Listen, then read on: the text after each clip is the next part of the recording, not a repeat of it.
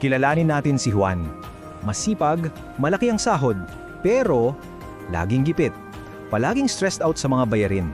Samantala, yung kaibigan niya, simple lang ang trabaho, pero tila laging may kapayapaan sa buhay at higit sa lahat, laging may pera. Natanong mo na rin ba yan sa sarili mo? Paano nangyayari yun? Bakit parang may sekreto silang alam na hindi mo alam? Well, yung sagot, mas simple at the same time, mas malalim kesa sa iniisip mo. Dito nagsisimula ang lahat. Sa isang malaking kasinungalingan. Yung paniniwala na kapag lumaki ang sahod, tapos na ang problema. Pero ang totoo, at ito ang gusto kong tandaan mo, hindi pera ang problema mo. So, kung hindi pera ang problema, ano pala? Ang totoo niyan, karamihan sa financial struggles natin, hindi yan dahil sa liit ng kinikita. Nagsisimula yan sa kung paano natin hinahawakan yung perang meron na tayo. Ang tunay na kalaban, hindi yung Meralco bill, hindi yung sahod. Ang tunay na kalaban, ito'y tinatawag na financial noise. Ito yung lahat ng kalat sa financial life mo na unti-unting sumisipsip sa yaman mo nang hindi mo man lang namamalayan. Subukan mong silipin ang bank statement mo. Dito mismo natuklasan ni Juan ang unang-unang hakbang. Kailangan niyang tanggalin ang ingay. Isipin mo, ilang subscriptions ang binabayaran mo buwan-buwan na nakalimutan mo na? Ilang impulse buys ang ginawa mo last month na ngayon ni hindi mo na maalala kung nasaan? Bawat isa niyan, pera yan na lumalabas sa wallet mo kahit tulog ka. At yung ingay, hindi lang yan sa bank account. Araw-araw, binubomba tayo ng news, ng social media, ng kung ano-anong get-rich-quick schemes. At ang epekto nito, ginagawa tayong scattered. At kapag scattered ang isip mo, siguradong scattered din ang paggastos mo. Ang sobrang informasyon, yan ang bagong utang. Kaya ito ang kailangan mong gawin. Kailangan mong maging gatekeeper ng isip mo. Salain mo yung mga impormasyong pumapasok. Pumili ka lang ng 2 o 3 sources na pinagkakatiwala mo. Bawasan yung walang katapusang pag-scroll at ituon mo ang oras mo sa impormasyon na may totoong pakinabang sa'yo. Clarity is key. Ito ang tanong na pwedeng magpabago ng lahat para sa'yo. Paano kung yung pag-aayos ng pera mo ay hindi pala nagsisimula sa isang spreadsheet o sa pagpunta sa bangko, kundi sa pag-aayos ng sarili mong mundo? Dito napapasok yung konsepto ng pagbuo ng isang sanctuary. Kasi yung physical at mental environment mo, may direkta yang epekto sa financial habits mo. Believe me. Dito nagsimula si Juan. Inangkin niya yung unang oras ng umaga niya.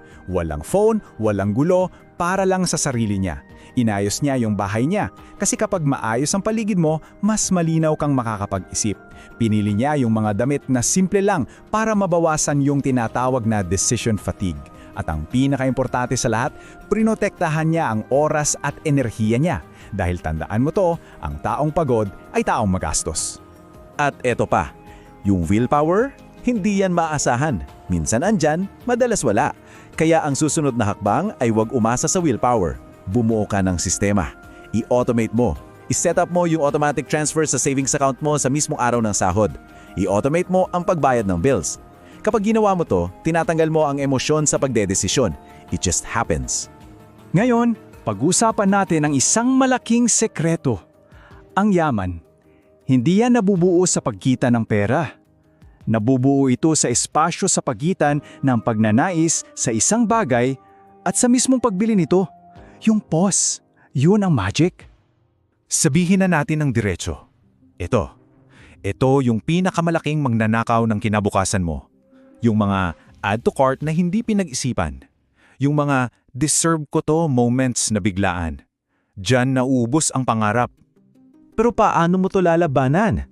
Isang simpleng numero lang ang sagot, 30. Ito ang naging sandata ni Juan laban sa sarili niyang impulses. Ang tawag dito, the 30-day rule. Simple lang. May gusto kang bilhin na hindi naman necessity, isulat mo sa listahan. Tapos, maghintay ka ng 30 days. Walang gagawin, pagkatapos ng isang buwan, balikan mo yung listahan at tanungin mo ulit ang sarili mo, gusto ko pa ba talaga to? Maniwala ka sa akin, 90% ng mga nasa listahan mo, maglalaho na ang pang-akit. Okay, ngayon, dadalhin kita sa pinaka-importanting sikreto sa lahat. Ito yung prinsipyo na tuluyang nagpabago sa buhay ni Juan at posibleng magpabago rin ang sayo. At I'll give you a hint, hindi ito tungkol sa pera. Sagutin mo muna to sa isip mo. Ano ba talaga ang pinakamahalaga mong asset? Yung savings mo? Yung investment? Yung bahay at lupa? Hindi. Hindi yan. Ito, ang oras mo.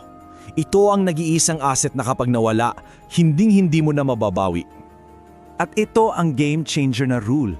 Itrato mo ang financial health mo na kasing halaga ng isang business meeting.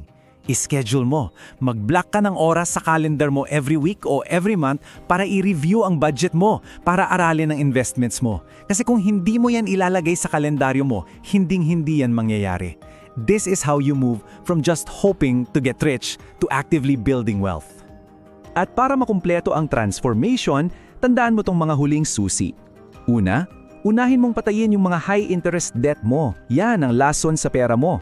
Pangalawa, mag-focus ka lang sa 3 malalaking goals. Hindi 10, hindi 5. 3 lang para hindi scattered ang energy mo. At panghuli, palaging piliin ang quality over quantity. Mas mahal ang paulit-ulit na pagbili ng sirain kesa sa isang beses na pagbili ng dekalidad. At sa huli, ito ang naintindihan ni Juan. Ang tunay na yaman ay hindi yung numero sa bank account mo.